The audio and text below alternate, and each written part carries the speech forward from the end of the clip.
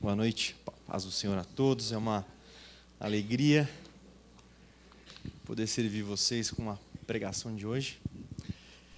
Esse dia que começou a esfriar agora, né? Essa época do ano, tá começando a ficar bom ficar em casa, de meia, chocolate quente, mas também é muito bom estar entre irmãos.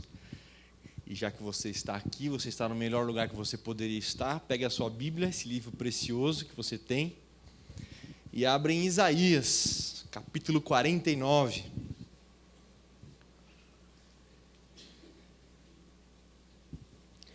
Isaías, capítulo 49, a partir do verso 15.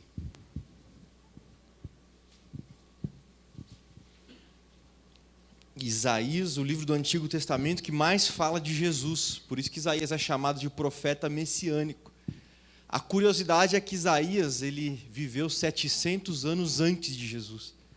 Como é que alguém pôde falar tantos detalhes da vida de alguém que viveu 700 anos depois? Ah, Samuel, mas ninguém sabe disso, porque quem garante que foi escrito 700 anos antes e não foi escrito depois de Jesus e falou dele?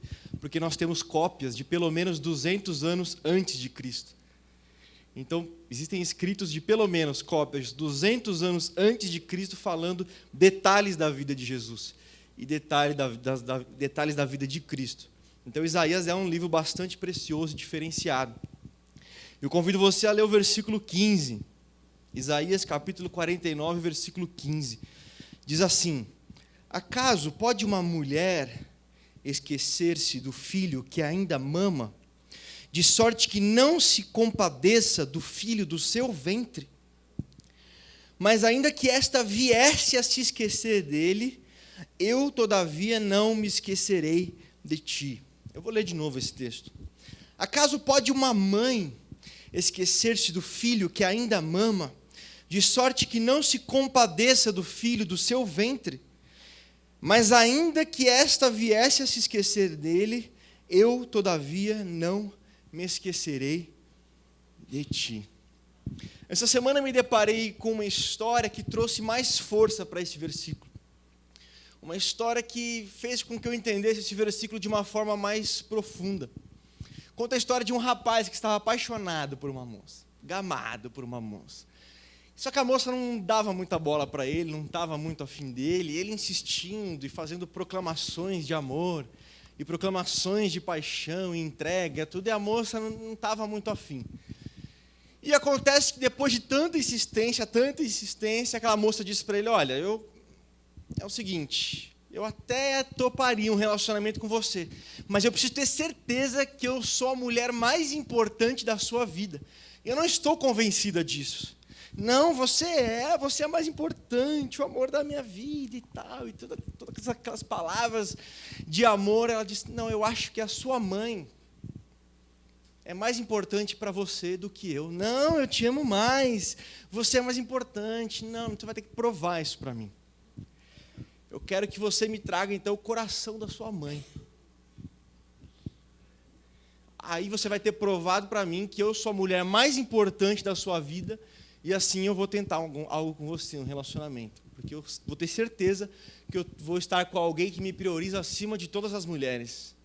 E aí o cara ficou mal, né? Matar a mãe é dose, né? O coração para de bater e começa a apanhar, né? Não dá. E ele naquele conflito, mas daquela paixão constrangedora, certa noite ele se levanta. Por causa da crise do amor, ele toma uma faca, ele mata a sua mãe, tira o coração da mãe e sai com o coração dela em direção à floresta onde morava aquela moça que ele tanto amava. Ele correndo no caminho e de repente ele tropeça, cai no chão, o coração da mãe dele corre, ele cai feio no chão, aí ele começa a procurar o coração depois, aí ele acha o coração. Quando ele pega o coração, ele ouve uma voz vinda do coração que diz: machucou, filha? Essa história traduz o sentimento de uma mãe por seu filho. O que normalmente acontece, né? Que não existe traição, não existe decepção que faça com que uma mãe deixe de amar, deixe de se entregar, e ela, se precisar ir visitar um presídio, ela vai. Então, o sentimento de um amor de mãe é diferente de todos os outros. mesmo quando é traída em alguns momentos. Mas olha o que disse Isaías 49:15. Pode uma mãe se esquecer do filho que amamenta? Em regra não, mas excepcionalmente sim. Em alguns casos nós sabemos que mães desprezam os seus filhos. É por isso que Deus vai dizer, olha, esse sentimento de amor de mãe é maior do que todos os outros sentimentos. Mas mesmo que este sentimento venha a falhar, o meu amor não vai falhar. Olha que profundidade de versículo. Eu gostaria de falar algo sobre o Deus que não descarta. O Deus que não descarta as pessoas, o Deus que não nos descarta. Samuel, conceitue para mim, como assim descartar? De onde vem essa palavra? Essa palavra está ligada a um jogo de baralho. Quando você joga baralho, aí você tem lá, cada um recebe algumas cartas, aí a pessoa pega, olha, puxa, essa carta é boa. Não, essa aqui é mais ou menos, isso, essa aqui não vale para nada. Então, quando tiver uma rodada e eu tiver que abrir mão de uma carta, eu vou descartar esta carta. Ou seja, ela, para mim, é totalmente irrelevante para o meu jogo. Logo, tchau, cartinha. Eu descarto. É aqui a primeira utilização desta palavra, descartar. Só que nós, com a nossa criatividade humana, começamos a usar esta palavra para outras coisas. Não, essa palavra é muito útil, é muito interessante. Essa ideia de você ver uma coisa que não é útil para você e você lançar ela fora, é uma palavra interessante. Então vamos usar para coisas. Descartar coisas. Então se você colocar na internet, por exemplo, descartar óleo de cozinha, você vai encontrar as instituições de reciclagem que se denominam que, olha, se você vai descartar óleo de cozinha, nos procure. Tem mais de 150 pontos no Brasil para que você leve o seu óleo, para você descartar o seu óleo de cozinha. Você lançar fora o seu óleo de cozinha e eles vão fazer esse tratamento. Então eles usam essa palavra, mesma coisa com pilhas. Existe uma forma certa de você jogar a pilha fora. Então, existem pontos em que você pode descartar uma pilha que não serve para mais nada. E aí nós avançamos e começamos a criar algumas coisas que são essencialmente descartáveis. Coisas que foram feitas para serem utilizadas por um momento, depois já não tem mais utilidade, não serve mais. Então nós temos os copinhos descartáveis, nós temos os garfinhos descartáveis, nós temos lentes de contato hoje, que você usa só um dia, você já tem que descartar, já tem que jogar fora. Hoje o Detran já fez bafômetro descartável. Você não ficar beijando outras pessoas que você nem conhece, agora o bafômetro ele é descartável, você não precisa correr mais esse tipo de risco. No Brasil, para você ter uma ideia, cada pessoa gera 1 quilo de lixo por dia. 1 quilo. Eu gero mais, eu gero menos. Bom, em resumo, são 55 trilhões de quilos de lixo. Na maioria desses casos, são coisas que nós descartamos. Nós não utilizamos mais, nós dispensamos.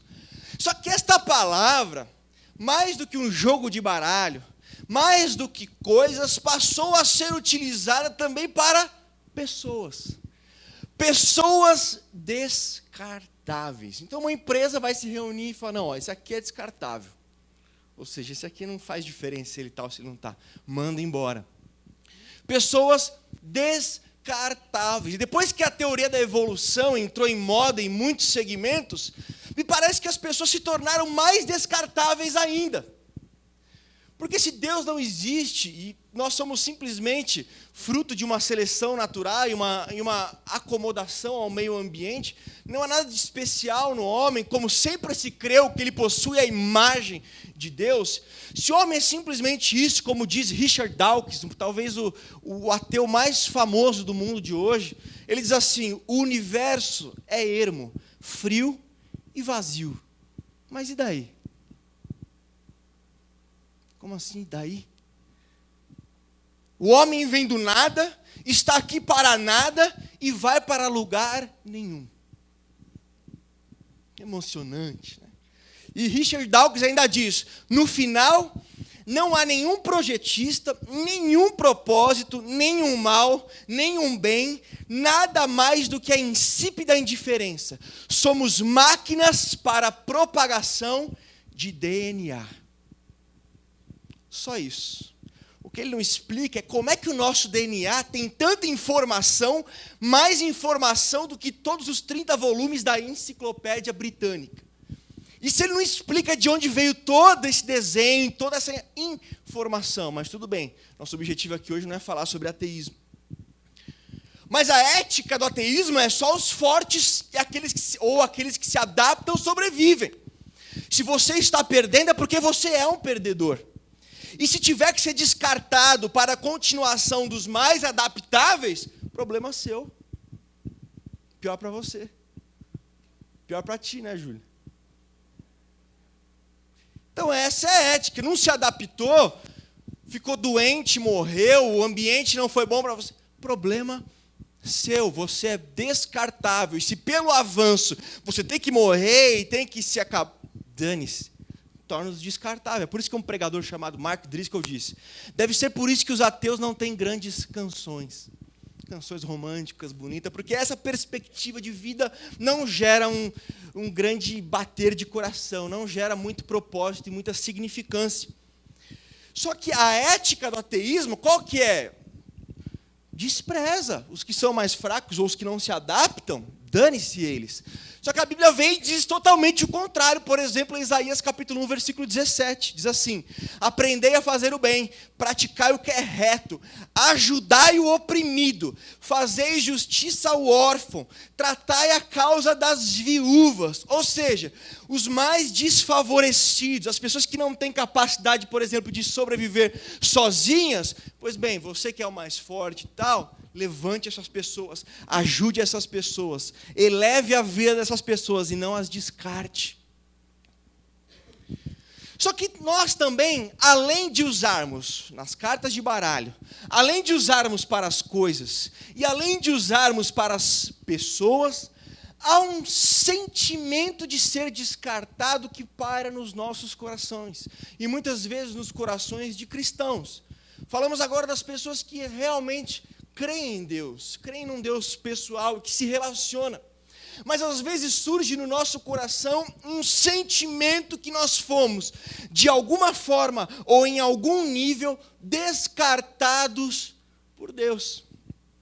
Que Deus possui algumas categorias e classes de pessoas que são melhores, mais especiais para Ele, que Ele escolhe para fazer parte da companhia mais íntima dEle, e que as demais devem ocupar uma posição mais periférica, mais distante, são mais descartáveis do que outras, que algumas pessoas são mais imprescindíveis do que outras, logo, outras são mais descartáveis.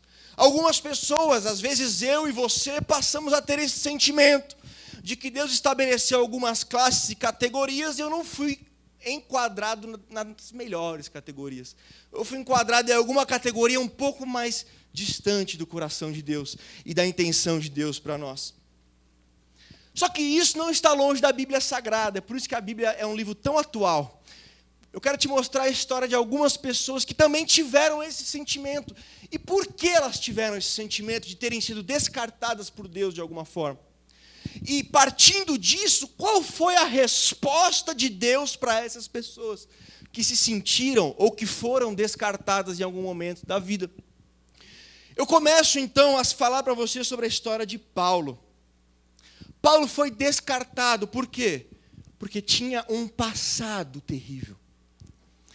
O passado ruim de Paulo fez com que ele fosse descartado. Isso você pode perceber em Atos capítulo 9, versículos 13 e 14.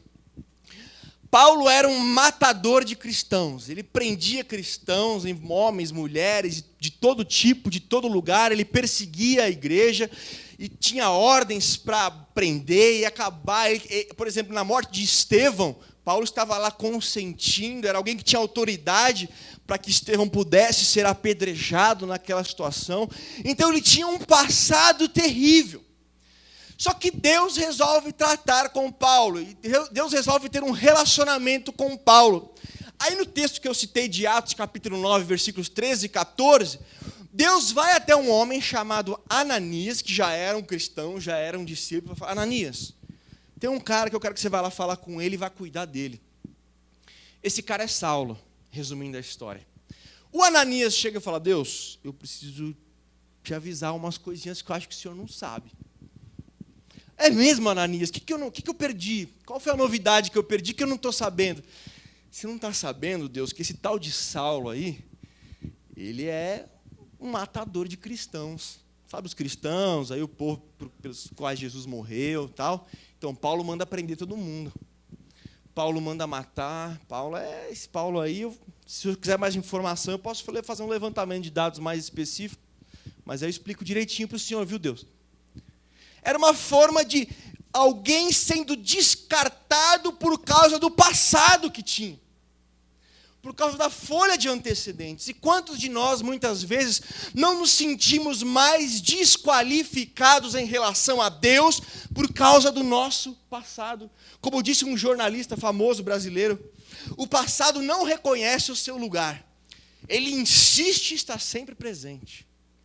Então, aquilo que aconteceu, coisas que foram passadas e que foi um péssimo passado, um ruim passado, continua trazendo peso, carga sobre o coração de muitos cristãos, fazendo com que eles se sintam mais descartados do que, de repente, aquela pessoa que é mais intocável, que parece que teve um crescimento mais puro, mais separado dos demais, e a pessoa se sente descartada e que aquela pessoa é mais imprescindível do que ela. Ela é tomada por culpa, acusação, e a conclusão dela é: minha ficha de antecedentes não me credencia a um relacionamento mais profundo com Deus e uma vida mais significativa no reino dele. Principalmente quando eu comparo o meu passado com o passado de outras pessoas que se guardaram melhor. Descartados por causa de um passado terrível. E aqui está o pequeno apóstolo Paulo sendo descartado por causa do seu passado. Mas talvez o seu caso não seja esse. Você não tem esse sentimento de estar descartado de alguma forma pelo passado, pela sua história. Talvez você se pareça então mais com Pedro. Se alguém pudesse trazer um copo de água, o Robertão, traz uma aguinha para mim. Pedro, não como Paulo, Pedro agora é um cristão, seguidor de Jesus, faz estágio com Jesus diretamente por 3 anos. Então já está milhão. E está inspirado, está empolgado com esse projeto de seguir Jesus. João 13:37, ele chega a dizer para Jesus: Jesus, eu te dou a minha vida. Olha que beleza, olha como ele caminhou no projeto, estava disposto a dar a vida por Jesus. Mas chega em João, capítulo 18, versículo 15, Pedro nega Jesus. Para algumas pessoas, um soldado, uma serva: eu te vi andando com ele, hein? Então, não, eu não conheço esse homem. Começou a praguejar. Então, talvez a sua situação ou a minha situação é a seguinte: eu comecei um grande projeto de buscar a Deus e seguir a Jesus, mas algo aconteceu no meio deste projeto que marcou profundamente a minha caminhada com Ele. Então, diferente de Paulo, que foi descartado por um passado terrível, Pedro é descartado por um grande tropeço, e ele mesmo se sentiu descartável, porque em João 21:3, ele volta a pescar, ele volta a fazer o que ele fazia antes, ele abandona aquele projeto que Deus tinha para ele. Ele falou: quer saber, meu negócio é peixe, pescar só, não é para mim não rola esse negócio, eu sou descartável. Esse grande erro que eu cometi me tornou descartável. Sinto-me como um cristal quebrado. Por quê? Quando você quebra um cristal, você pode até colar, mas na colagem fica uma marca no cristal. E talvez alguma marca na sua vida, depois que você começou a andar com Cristo, essa marca veio e está se tornou no seu coração um sentimento de descarte, de descartável em relação a outras pessoas. Mas talvez você se pareça então mais com Marcos. Samuel, que Marcos é esse? Marcos não era um dos 12 apóstolos, mas era alguém próximo a eles. Ele convivia ali com os apóstolos. E olha que interessante que aconteceu com Marcos. Quando você pega o livro de Marcos, no capítulo 14, versículo 51, quando Jesus vai ser preso antes de ser morto, no ato da prisão de Jesus, Marcos capítulo 14, versículo 51, conta a história de um jovem que estava envolvido num lençol. E quando Jesus foi preso, naquela correria, seguraram o lençol, esse jovem saiu sem o lençol, saiu pelado e fugiu peladão. E há um consenso entre os estudiosos que esse jovem era Marcos, que foi a forma dele assinar o livro, assim como um pintor assina embaixo de um quadro. Essa foi a forma discreta de Marcos se incluir no livro dele. Então, olha o que aconteceu com Marcos. Na hora do vamos ver, ele pipocou. Só que não foi apenas uma vez, e aqui ele é diferente de Pedro neste caso. Passado algum tempo, depois que Paulo se converteu, marcou-se a primeira viagem missionária para pregar o evangelho. Paulo e Barnabé. Quem eles resolvem levar? O Marcos. Marcos vai com a gente, Marcos é primo de Barnabé.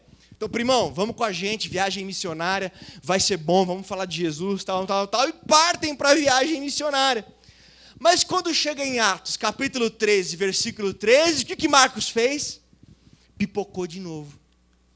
E diz que Marcos os deixou e voltou.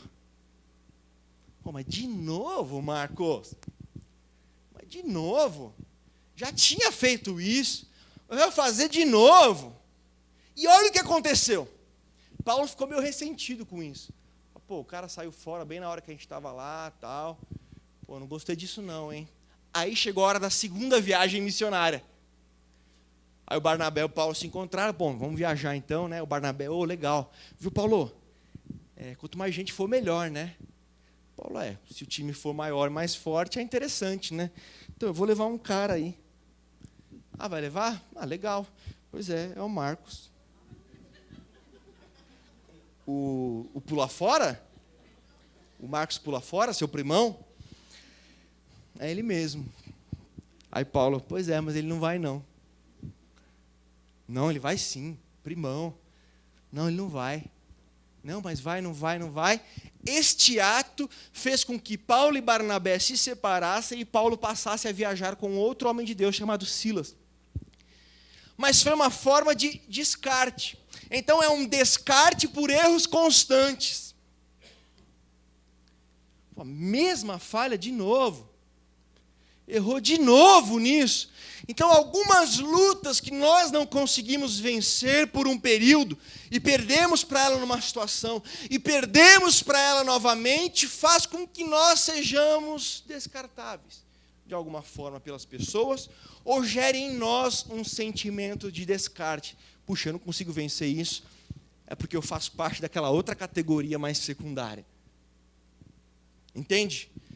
Constante luta daquilo que eu sei que tenho de fazer com aquilo que eu realmente faço. E eu começo a perder uma vez, perder duas, perder três, aí o sentimento de que eu sou descartável toma conta do meu coração, ou toma conta do coração das pessoas que estão à minha volta. Mas talvez não seja também o seu caso. Assim como Paulo não é um passado terrível, ou sim, como Pedro não é um grande tropeço, ou como Marcos não são erros constantes. Talvez seja como Elias. A história de Elias talvez seja aquela que se enquadre no seu sentimento de ser descartável.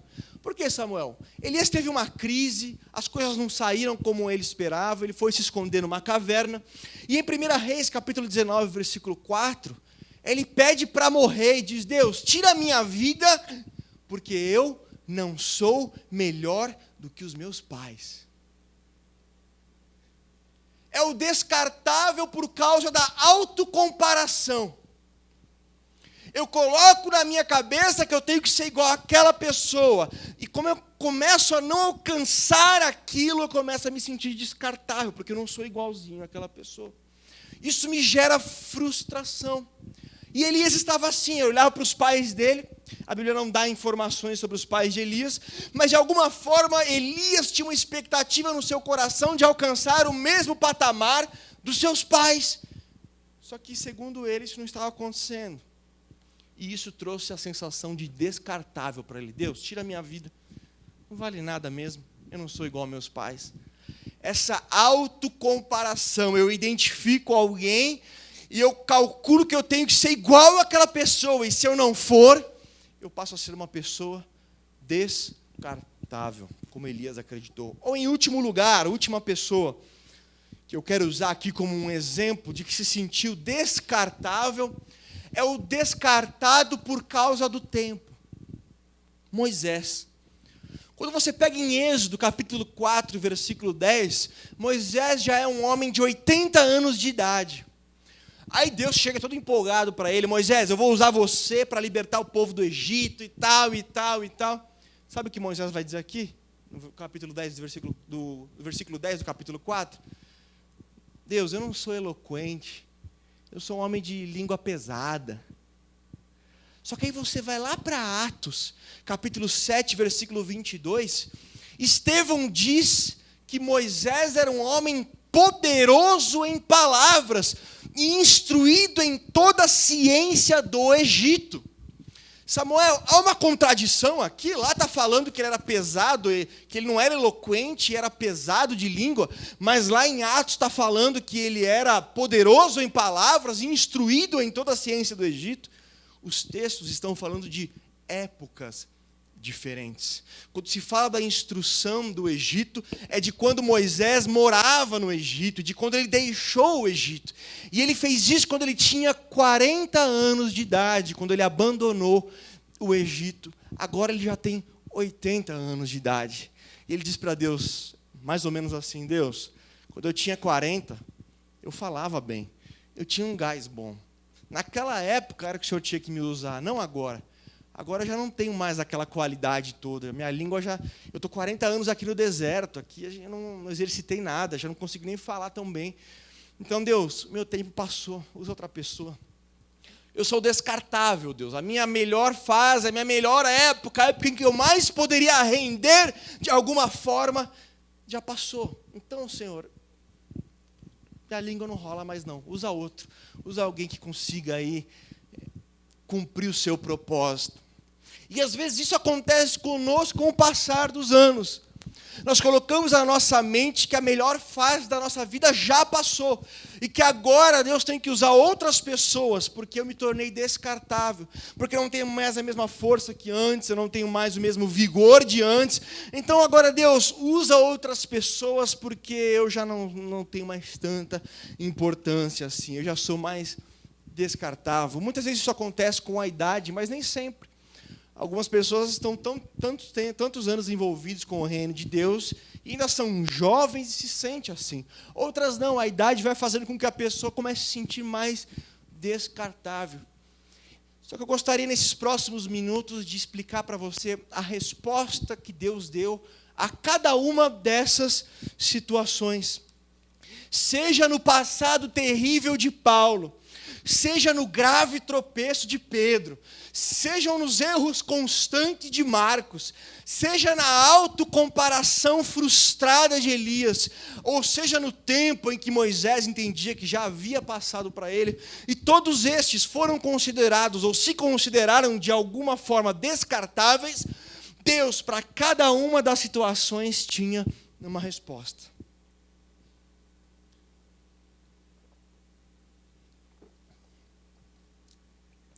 A primeira resposta para Paulo está em Atos, capítulo 9, versículo 15.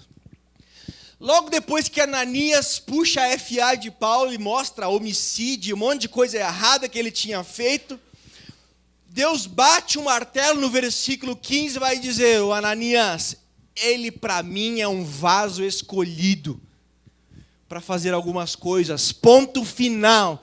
Eu escolhi e eu garanto, não me interessa aquilo que ele fez, me interessa aquilo que eu vou usá-lo para fazer a partir de agora.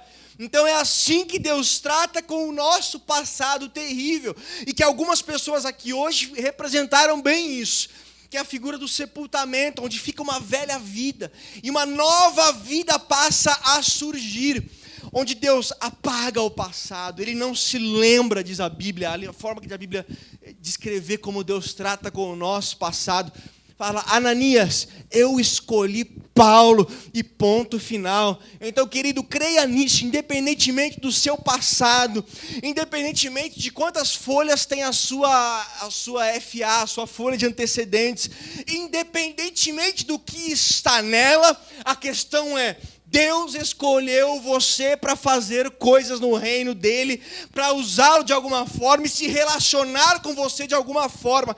Então este passado não torna você descartável, não torna você menos imprescindível do que outras pessoas. Samuel, mas por quê? Porque Deus decidiu assim.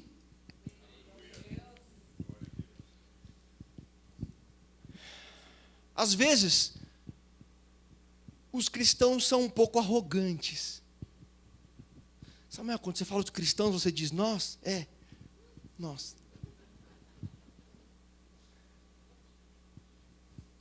Eu sou crente, você não é. Não me irrite, hein?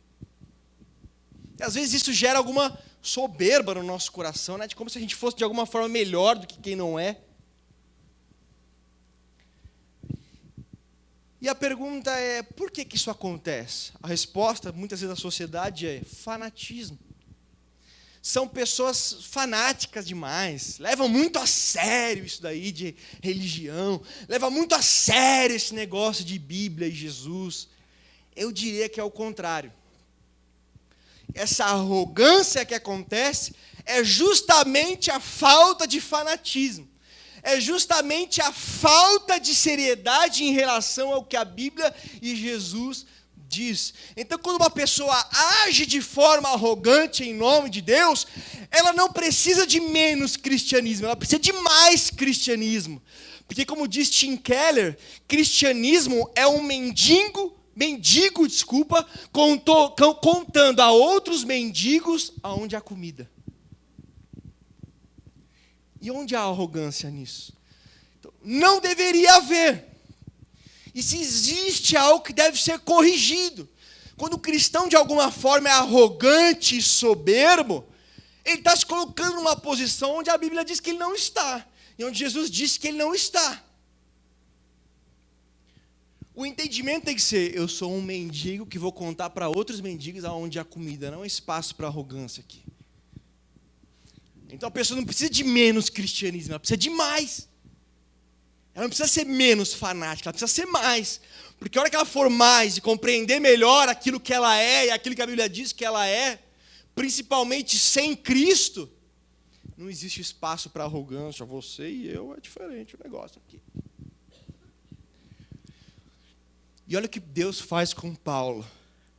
A maior parte do livro de Atos, que conta a história da igreja no Novo Testamento, é contando a história do apóstolo Paulo, do cara que foi descartado por Ananias por ter um passado terrível. A maior parte dos livros do Novo Testamento foram escritos por Paulo. Por esse Paulo que havia sido descartado é a pessoa que mais nos enriquece no Novo Testamento, com cartas acerca das coisas relacionadas ao reino de Deus. Deus, eu uso. Qual que é a sua folha de antecedentes? Não me interessa. É um vaso escolhido e eu uso. Então não importa, irmãos, o que está escrito lá. É Deus que está escrevendo uma nova história na sua vida. E olha o que Paulo diz, que interessante, em 1 Coríntios capítulo 15, versículo 10. Ele vai dizer assim, olha, pela graça de Deus eu sou o que sou. Olha, por causa de Deus que eu sou o que sou. Mas ele vai dizer, não, mas a graça de Deus não foi vã para comigo. Não foi inútil. Pelo contrário, eu corri mais do que todo mundo. Aí ele para. Quer dizer, não eu, mas a graça de Deus. Na verdade, teve aquele momento que ele foi, não, mas não sou eu, é ele. Se fosse só por mim, seria aquela folha de antecedentes que eu tinha, tal. Mas foi ele que rasgou a cédula que me era contrária. Foi Deus, então é tudo por Deus. Sem ele eu não sou nada, sem ele não tenho nada. Então aquela frase que eu disse no começo, minha ficha de antecedentes não me credencia um relacionamento mais profundo com Deus e uma vida mais significativa no reino dele. Eu te digo que a ficha de ninguém credencia ninguém para essas coisas.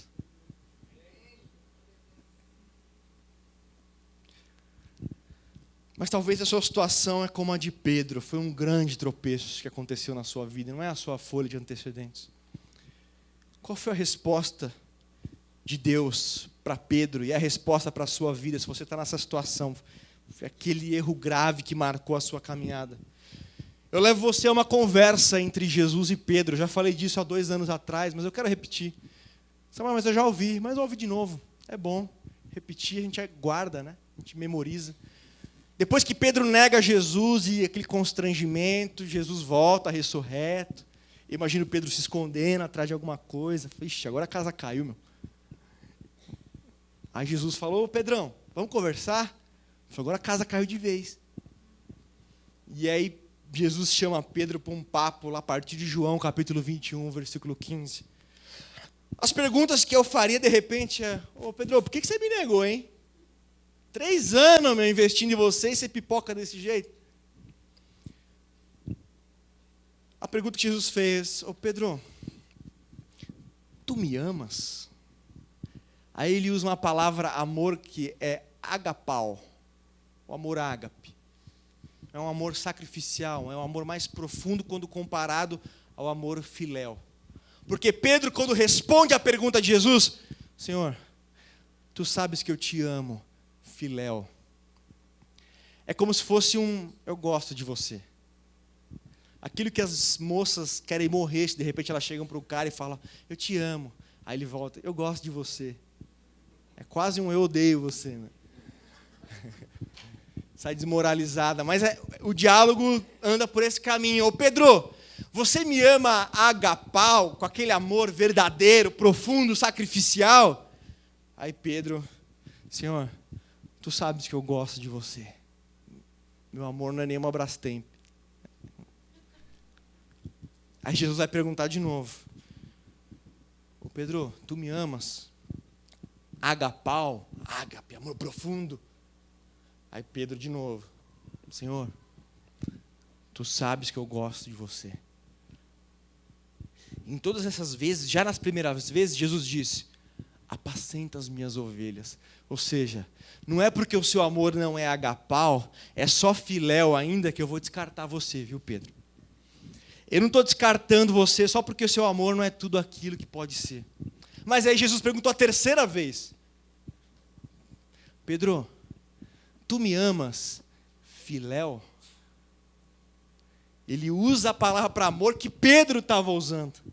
É mais ou menos como se estivesse dizendo: Pedro, você gosta de mim? É só isso que você tem para mim hoje? Então, você gosta de mim? Aí Pedro ficou triste, né, irmãos? Puxa, Jesus desceu para o meu nível, né? Senhor, tu sabes todas as coisas, sabes que eu gosto de você. Apacenta o meu rebanho. Eu não descarto você, Pedro, só porque você não tem todo aquele amor que você poderia ter. Então, é essa a resposta de Deus para situações em que nós pisamos na bola ou cometemos um erro grave. E esse erro revela para nós que todo aquele amor que nós pensávamos que tínhamos por Deus, como Pedro acreditava que tinha, na verdade não é tão grande assim. Não é tão profundo assim. Só que Jesus vai continuar e vai falar para Pedro: viu, Pedro, hoje você é novinho, mas quando você for velho, vão te pegar pela mão e vão te levar para o lugar onde você não quer ir. E aí a Bíblia diz que isso era acerca da morte de Pedro. Em outras palavras, Jesus estava dizendo: Pedro, hoje você só tem filéu para me dar. Esse amor mais gosto de você. Mas um dia, quando você for mais velho, você vai ter esse amor todo que você gostaria de ter. Este amor ágape, esse amor mais profundo e sacrificial. E você vai poder provar isso. E a história, nós temos o registro de Pedro, que foi crucificado de cabeça para baixo na perseguição de Nero, do imperador Nero. Então, resposta para você nessa noite que se sente descartável, porque cometeu um erro grave, é a seguinte: olha, este erro revelou para você que este amor que eu e você temos por Deus não é tudo aquilo que nós achávamos, mas nem por isso eu e você somos descartáveis. Mesmo assim, Jesus está dizendo: apacenta o meu rebanho, ou seja, você ainda faz parte do meu projeto, e um dia esse amor vai ser mais profundo, um dia este amor vai ser maior, porque eu vou continuar trabalhando com você. E é essa resposta de Deus para você, que por causa de um erro grave que aconteceu, porque nós não somos como essa geração que se chama pós-moderna, que nega a verdade. Não, aquilo que é errado para você não é errado para mim. E tal. Não existem verdades absolutas. É um tiro no próprio pé. Porque eu tenho que acreditar na verdade absoluta de que não existem verdades absolutas. É a mesma coisa que eu dizer, chegar aqui e falar, irmãos, eu não sei nenhuma frase em português. Mas eu acabei de falar uma frase em português. Aí eu digo, olha, não existem verdades absolutas. Quando eu estou estabelecendo uma verdade absoluta, eu chamo isso de um chamado à burrice. Desculpe se você acredita nisso, mas existe um desenho em que tem uma história que ele está na ponta de um penhasco, assim, o desenho, ele começa a cortar o penhasco no lado que ele está. Então é um tipo de filosofia, essa pós-moderna, que não encaixa com um raciocínio mais coerente. Também não é nosso assunto de hoje, mas realmente existem algumas coisas que são certas e existem algumas coisas que são realmente erradas. Cuidar de crianças é bom, violentar crianças é mal, é uma verdade absoluta. Um é certo e um é errado e ponto final. Não importa se em algum lugar do mundo alguém faça isso e entenda certa, é errado, é objetivamente errado. Então nunca sai por aí dizendo não existem verdades absolutas, porque você já está estabelecendo uma verdade absoluta. É igual o Foucault que disse, olha, toda verdade, na verdade, é um instrumento de poder sobre a outra pessoa. Toda verdade que você diz é uma forma de estabelecer poder sobre o outro. Ah, é? E como é que você está estabelecendo essa verdade sem estabelecer poder sobre os outros? Então, aquilo que ele estabelece, não, para mim não vale. Aí ele tira o dele, então uma verdade que não vale para ele, vale só para os outros. Porque se toda verdade é um instrumento de poder, a sua verdade também é, Foucault, um instrumento de poder. Não, mas eu não. Então nós somos da geração, e a igreja de Cristo, algumas coisas são erradas, algumas coisas são certas, e se eu cometer alguma das coisas que são erradas aos olhos de Deus, eu sei que eu tenho um Deus que vai olhar para mim e vai dizer, eu não te descartei por causa disso. O seu amor não é tudo aquilo que você pensava ser, mas vai chegar lá. E essa é a resposta de Deus. Mas talvez o seu caso é como o de Marcos. Não foi um erro, foram mais. De novo pisou na bola, Marcos, mas de novo. Qual que é a resposta de Deus para essa situação? Será que Deus pode usar Marcos ainda, mesmo ele cometendo os mesmos erros mais de uma vez? Primeiro que o próprio Paulo vai dizer em 2 Timóteo capítulo 4, versículo 11. Olha, traz Marcos, porque Marcos me é útil para o ministério. O próprio Paulo que tinha descartado voltou atrás e falou, não, Paulo é útil para o ministério, o Marcos ele é útil para o ministério, ele é útil para mim. E mais do que isso, depois que Marcos foi para Roma com Pedro, e Pedro numa ocasião estava pregando aos romanos, Marcos estava lá secretariando Pedro. E aí chegaram para Marcos, a gente quer registrado tudo isso aí que Pedro está falando. A gente quer esse evangelho registrado. E Marcos, a partir das informações de Pedro, escreveu o evangelho segundo Marcos. Que, na verdade, ele é um evangelho segundo Pedro. Mas Marcos recebeu a graça de poder registrar a história de Jesus em seu próprio nome. E aí ele escreve, secretariando Pedro. Olha que honra que ele pôde ter. Olha como Deus usou ele. Aí ele escreveu o Evangelho de Marcos, nos pais da igreja há um consenso nisso. Mostrou para Pedro, Pedro deu ok, e nós temos o Evangelho de Marcos hoje. O mesmo Marcos que pulou fora uma vez, pulou fora duas vezes, é aquele que Paulo falou, não, ele é útil. É aquele que Deus falou, olha, você vai registrar a história do meu filho. Você vai registrar o acontecimento mais importante da humanidade. Então, às vezes, algumas lutas pessoais, alguns erros que te vencem uma ou duas vezes ou mais, elas não significam que você é descartável. Ela significa, como aconteceu com Marcos, ele ficou com Barnabé. Por quê? Porque Barnabé é um cara que tinha experiência de cuidar de pessoas que tinham algumas dificuldades. Barnabé um dia cuidou de Paulo, quando Paulo estava meio rejeitado. Então Marcos falou, puxa, estou perdendo uma vez, estou perdendo duas, eu preciso de ajuda. Essa guerra eu não vou vencer sozinho. Então ele vai e cola em Barnabé, que é alguém que tinha experiência em cuidar das pessoas. Depois ele cola em quem? Cola em Pedro, que era o cara que já tinha pisado na bola. Você pisou na bola, Marco? Vem cá que esse papo é comigo mesmo. Eu manjo desse assunto de pisar na bola. Então vem cá que eu vou te ajudar. Então, começa a se perder muitas batalhas, é hora de buscar ajuda. É hora de buscar alguém que possa te auxiliar e possa te ajudar a escrever juntamente com Deus uma nova história, mas jamais ser descartável. Martin Luther King diz assim: eu não sou quem eu gostaria de ser. Eu não sou quem eu poderia ser ainda. Eu não sou quem eu deveria ser. Mas graças a Deus, eu não sou mais quem eu era. Olhe para a sua história também e veja as coisas que aconteceram. Veja aquilo que Deus já te transformou. Veja aquelas áreas da sua vida que antes, às vezes nós éramos nervosos, ou então invejosos, ou mentirosos. E essas coisas foram sendo transformadas nas nossas vidas. E é verdade, nós realmente não chegamos ainda no padrão que nós podemos chegar, que nós deveríamos chegar, mas pela graça de Deus, nós já não somos aquilo que éramos antes. E isso tem que ser alegria e júbilo para o nosso coração. Em quarto lugar, vamos responder o Elias. O Elias que olhava para os pais e dizia: eu não sou como os meus pais, então Deus me mata, porque eu sou descartável, porque eu tinha um padrão que eu tinha que chegar e eu não cheguei.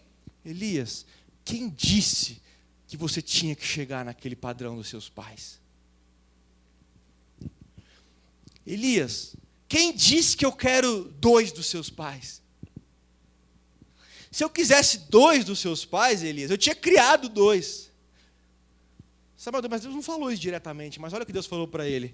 No versículo 19, versículo 15. O Elias, pega a sua botija e vai ungir algumas pessoas. É uma forma indireta de Deus chegar e dizer: Elias, eu te chamei para outras coisas. Eu não te chamei para ser igual aos seus pais. Eu te chamei para ser aquilo que eu quero que você seja. E eu te chamei para ungir pessoas, para ser profeta. Então, Elias, faz aquilo que eu te criei para fazer. Às vezes nós colocamos sobre os nossos ombros a idealização de que eu tenho que ser igual àquela pessoa. E se eu não for, eu sou um fracassado. Querido, se Deus quisesse 2 daquela pessoa, Ele tinha feito 2 daquela pessoa.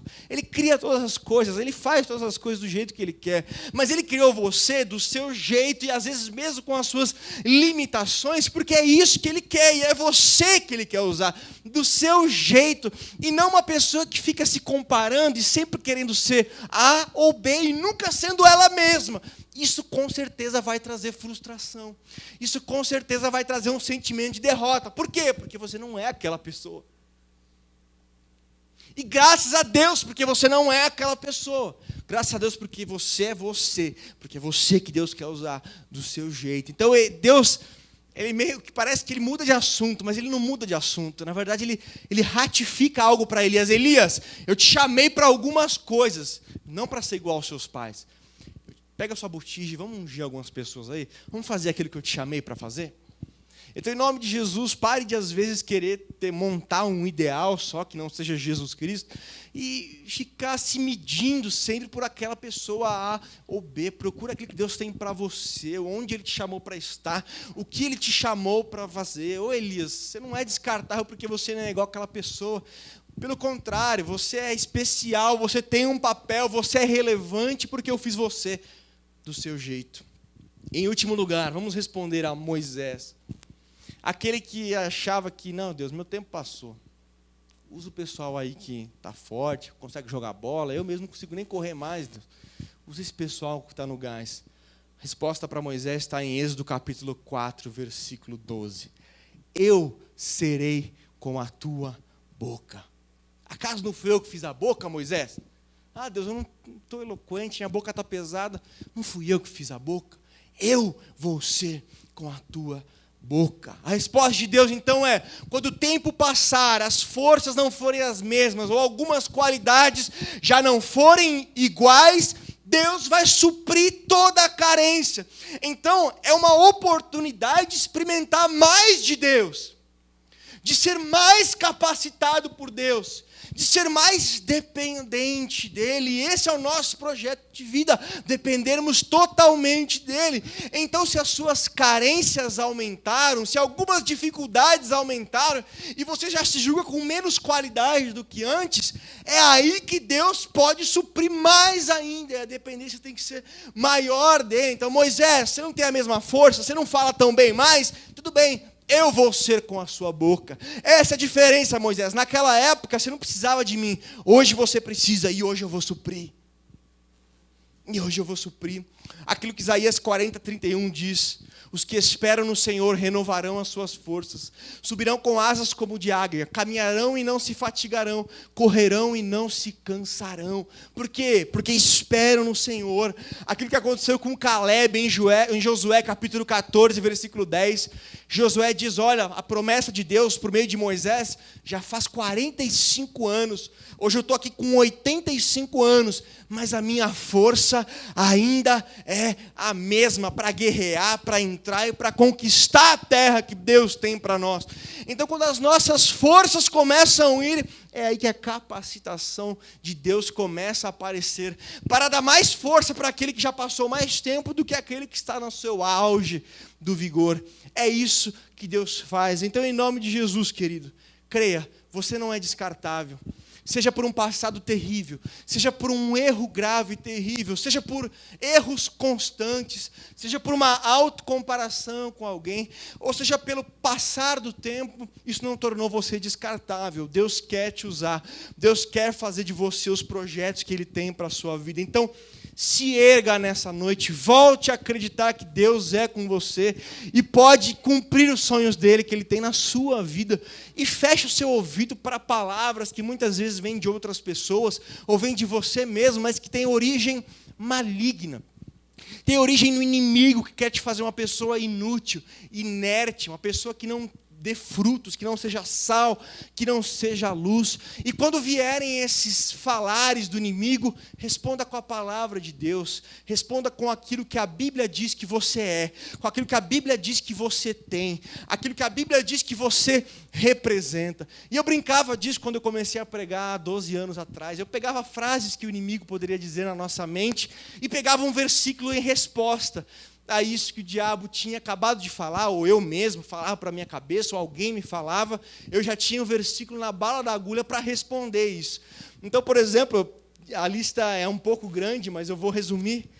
Quando eu pensava, puxa, e se vier na minha mente que eu já sou condenado, que Deus escolheu outras pessoas e que para mim não tem mais nenhum jeito. Aí eu vou para Romanos, capítulo 8, versículo 1, e vejo que nenhuma condenação há para os que estão em Cristo Jesus. Mas aí eu fiz aquele negócio errado, o diabo vem, mas você pecou, lembra? Você está aí com pecado.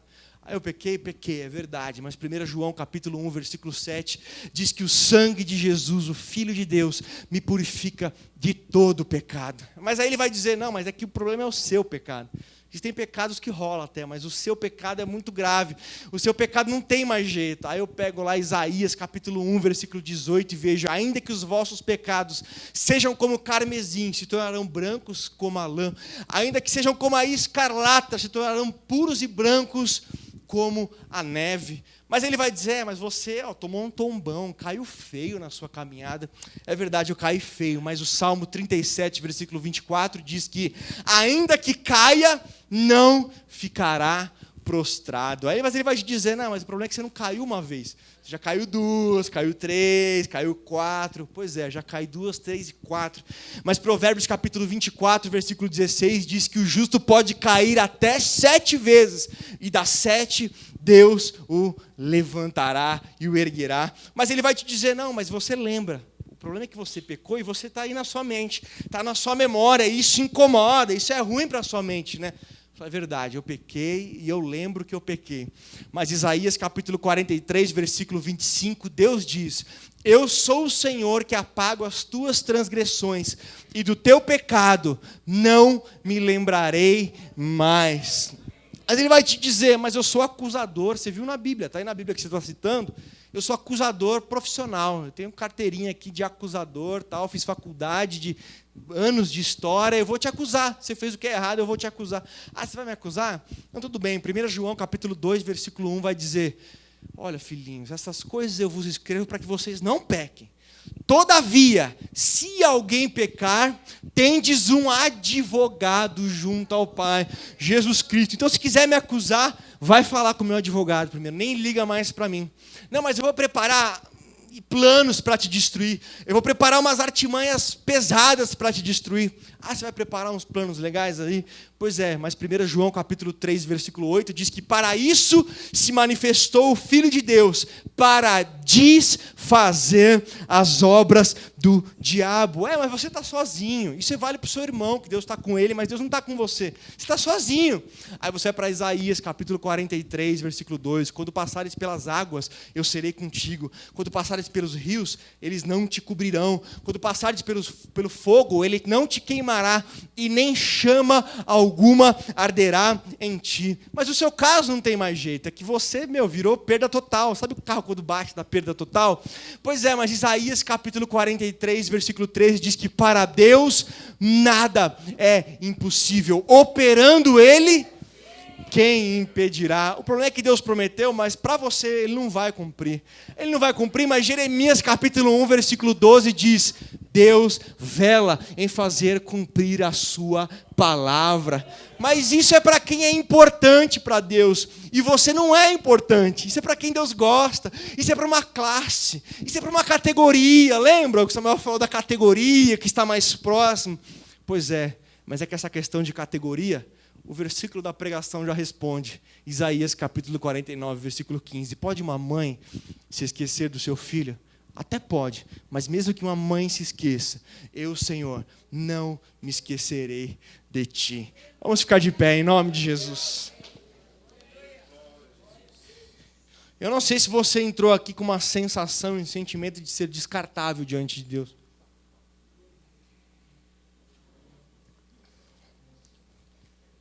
De que o seu passado terrível de alguma forma te descredencia para algo mais profundo com Ele. Ou de um erro grande na caminhada te fez mais dispensável, descartável para Ele. Ou de que algumas lutas constantes que você perdeu estão te descredenciando ou te descartando diante da presença dEle. Ou se você olha para outras pessoas e fala: puxa, eu não sou igual aquela pessoa está num patamar, categoria. Ele sim, aquela sim, comigo não rola mais, eu não tenho esse chamado, essa unção. Então, como Moisés, você olha para o passado da sua vida e diga: puxa, eu já tive muitas oportunidades, meu melhor tempo, a minha melhor fase já passou.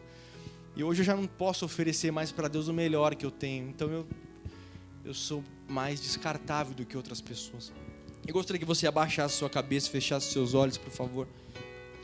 Que você pensasse nisso tudo que foi falado. Graças a Deus se não houver nenhum sentimento de descarte na sua vida. Porque é assim mesmo que você tem que pensar. Você não é descartável. Nunca será. Deus é o Deus que não descarta. Deus não descarta. Mas eu gostaria de orar com você que se sentiu por algum motivo, ou talvez por outro motivo que eu não elenquei, mas algum sentimento de descarte tomou conta do seu coração. Você se sente um pouco mais descartável do que outras pessoas e isso tem te incomodado de alguma forma, isso tem trazido uma barreira no seu relacionamento com Deus. Se essa é a sua situação, eu gostaria que você levantasse sua mão nesse momento. Gostaria de orar junto com você. Você levantasse a sua mão para Deus e falar: Deus, eu estou me sentindo de alguma forma descartável. Fique à vontade, é você e ele. Levante sua mão, comece a conversar com ele. Fala: Deus, eu tenho me sentido um cidadão de segunda categoria no seu reino. Que tem outras pessoas que o Senhor gosta mais, que o Senhor quer usar mais, e que comigo o Senhor não tem todo esse projeto, todo esse sonho comigo. Então, de olhos fechados, fale aí com Ele. Fala: Deus, derrama o Teu amor sobre o meu coração, Deus. Oh Deus, eu peço a Ti que o Senhor fale com cada um que está com a mão levantada, Deus. Porque é um sentimento, Senhor, que eu tive muitas vezes também. De que por algumas lutas que eu não conseguia vencer, eu tinha me tornado descartável. E que outra geração tinha que se levantar porque eu já não rolava mais. E o Senhor insistiu comigo, o Senhor perseverou comigo, Senhor. E tantas áreas foram vencidas e outras ainda não. Mas, Senhor, a Bíblia diz que o amor de Deus é derramado em nossos corações pelo Espírito Santo, e que o Espírito Santo testifica no nosso espírito que nós somos filhos de Deus. Então, o Espírito Santo de Deus abraça os nossos corações nessa noite, e que nós venhamos entender e a nos olhar como o Senhor nos olha, a percebermos o valor que nós temos aos teus olhos, e perceber que nós não somos uma carta no teu baralho que o Senhor descarta e joga fora porque não temos a mesma utilidade que outras cartas. Que isso não funciona na tua linguagem, que o teu coração não trabalha assim com as pessoas, que o teu coração é diferente em relação a nós também, Senhor. Nós não somos descartáveis, não importa o passado que tivemos, não importa o erro que marcou o nosso passado, ou os erros que marcaram, ou o tempo que se passou, ou a comparação que nós podemos fazer com outras pessoas, nós continuamos fazendo parte do teu plano, nós continuamos fazendo parte do teu sonho. Então, Espírito Santo, derrama esse sentimento nos nossos corações, de que não há ninguém inútil, não há pessoa sem importância para Deus. O Deus que não quer que ninguém se perca, mas que todos sejam salvos mediante arrependimento. Todos.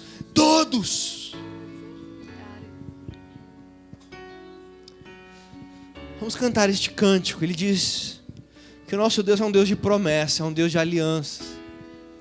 Deus faz alianças com o seu povo, com as pessoas que se achegam a Ele. Ele diz: me busquem, vocês vão me encontrar, se vocês me buscarem de todo o coração. E quando a gente busca Ele de todo o coração, Ele estabelece uma aliança conosco. E Deus, quando estabelece aliança, queridos, Ele leva a sério essa aliança que Ele estabelece. E não foi porque você perdeu uma batalha aqui, outra batalha ali, que você foi descartado, esta aliança foi rompida. Então vamos cantar esse cântico, que seja a sua oração. E se você está bem, não, eu não sou descartável, eu já sei disso. Celebre, se alegre nisso.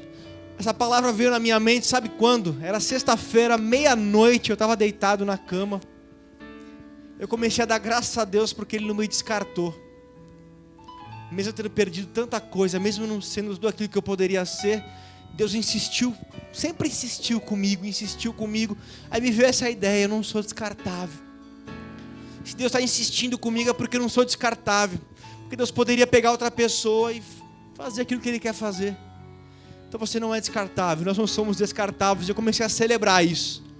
A Lívia já estava dormindo e eu estava celebrando o fato de que eu não era descartável para Ele. Vamos declarar esse cântico que fala da aliança de Deus?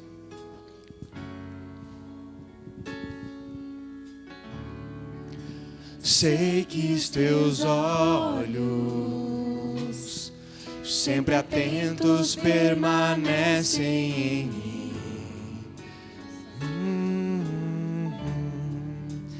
E os teus ouvidos são sensíveis para ouvir meu clamor. Posso até chorar, mas a alegria vem de manhã. És Deus de perto e não de longe, nunca mudaste, tu és fiel.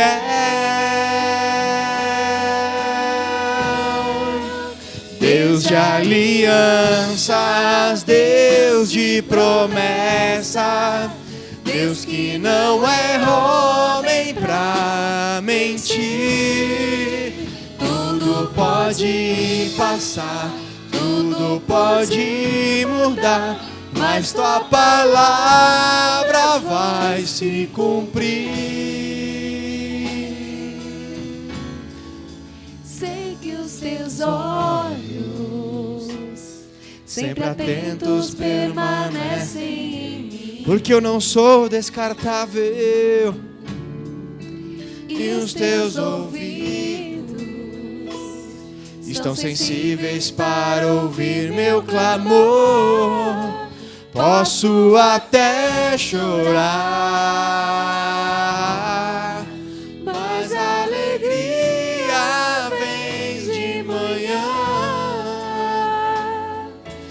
És Deus de perto e não de longe. Nunca mudaste, tu és fiel. Deus de alianças, Deus de promessas, Deus que não é homem pra mentir. Tudo pode passar, tudo pode mudar, mas tua palavra vai se cumprir. Posso enfrentar o que for, eu sei quem luta por mim. Teus planos não podem ser frustrados. Minha esperança está nas mãos do grande eu sou. Meus olhos vão ver o impossível acontecer. Deus de alianças, Deus de promessas, Deus que não é homem pra mentir. Tudo pode passar, tudo pode mudar, mas tua palavra vai. Deus de aliança, Deus de promessas, Deus que não é homem pra mentir. Tudo pode passar, tudo pode mudar, mas tua palavra vai se cumprir.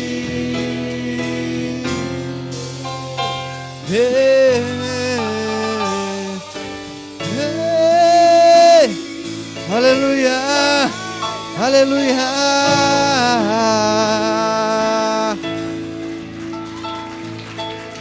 Agradeço ao Senhor. Deus, obrigado porque o Senhor não me descarta quando eu menos mereço. Quando o que eu mais merecia era ser descartado, o Senhor não me descarta e continua insistindo comigo. Será que você pode repetir assim comigo? Deus, obrigado por não desistir de mim. E Deus, se alguma vez eu cair, me afastar de Ti, não desiste de mim. Insiste comigo, porque eu te amo, porque eu te quero. Eu quero te seguir. Então tem paciência comigo. Trabalha em mim e insiste em mim. Em nome de Jesus. Amém. Dê uma salva de palmas para aquele que não desiste de nós. Amém.